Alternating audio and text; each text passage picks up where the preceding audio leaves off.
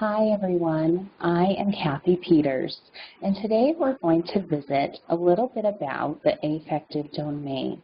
The affective domain includes your feelings, your emotions, what you value, your attitudes towards topics. We are going to use a visual that you used very recently in Unit 9.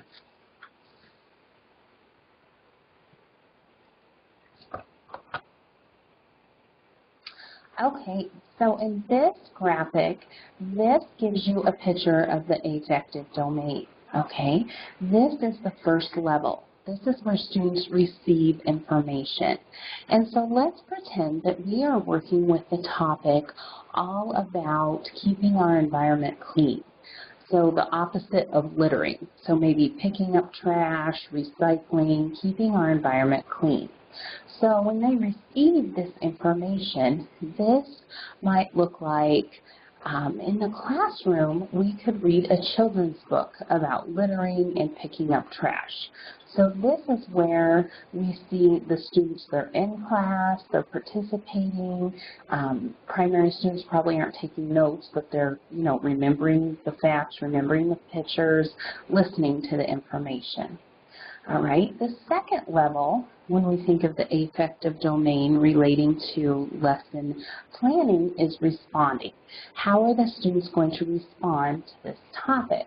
Okay, so in this blue circle, this shows you the activities.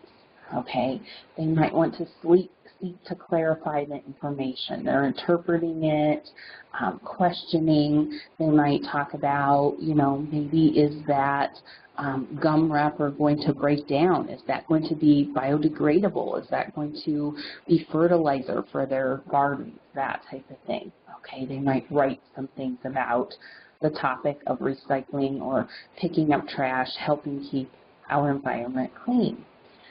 So the students will show us in this level about forum posting. Okay, they might have lots of in-class discussions. They're engaged, asking and answering questions. They're contributing.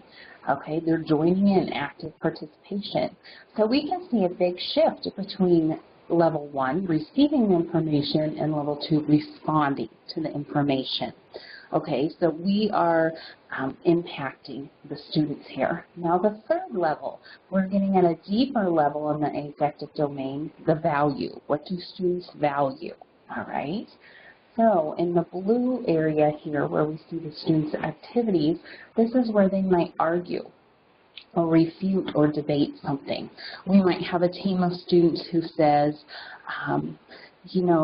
those products, the paper cups, the napkins, the paper plates, all of those things are going to biodegrade, and so maybe we don't need to pick those things up. And then we'd have another team who was debating who would say, no, that's still littering, it does not keep our environment clean, not all of those things will biodegrade, it's not good for our soil or air or water, so we need to recycle or pick those things off the ground, not litter. Okay, this is where they're challenging each other, confronting each other, persuading, justify.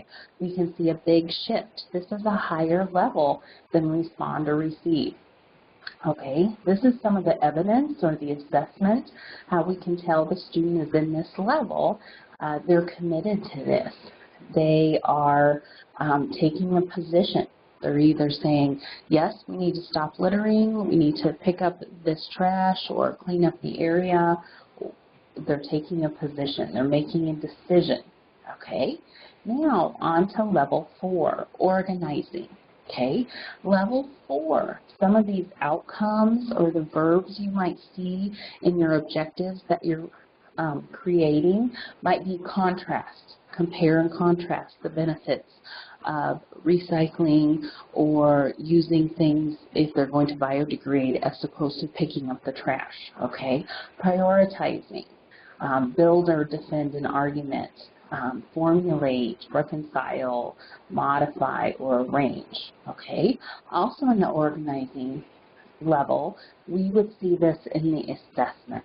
Okay, the students are going to have a personal view. Okay, they're going to say, you know what, I'm not going to litter in the first place, and then this will not be an issue. If I do see litter, I have decided that I will do this. I will pick it up, or I will recycle, or, you know, whatever they feel is appropriate. They can also self-evaluate. Okay, so you might have them anonymously or privately, you know, rate themselves on a scale from 1 to 5, saying, okay, on a scale of 1 to 5, 5 being all the time, always, and 1 being never, you know, have I ever littered before? Do I regularly recycle? Those types of questions. They evaluate where they're at.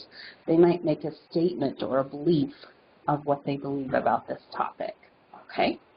All right. And then the last level, the highest level in the affective domain, is internalize. This is where the students shift their behavior. It becomes something that they do every single time. This is going back to the emotions, the feelings, the attitudes towards recycling, or towards littering, or towards making our environment clean. Okay, so internalizing. These are the verbs you might see in the objectives at this level. Okay, influence. How can they influence others? What are they going to practice? What kind of problem or issue are they going to solve? Okay, what are they going to display? Their actions. Okay, and this is what we'll see in the assessment. It's part of their values. Maybe it becomes part of their values that they want to commit to never littering, and maybe it's part of their values that they want to commit to recycling regularly, or whatever the topic is. Self-reliance. They decide this is the decision they've made, and they're going to stick to it consistently. They do this every time. Even when people aren't watching, they've decided they're going to commit to recycling, and they're going to commit to not littering. Okay? Journal. They might journal about this. They might create a presentation or a web portfolio, something showing them how they'll do this. Okay? So all of these are showing you the steps from receiving all the way up to internalizing this information. It is working with students' feelings, emotions, and attitudes. And this is an example of how you can use this in your lesson planning. Another topic that I think could really lend itself to the affective domain is voting. Okay, you might have students have a topic of voting, and you might talk about, you know, receiving information about voting, who can vote, all of those things, all the way up to internalizing, and maybe students making a decision that they want to encourage others to vote and practice that democratic right as well. So I hope this is helpful as you think about how affective domain is related to and impacts student learning, and how it is related to lesson plan design.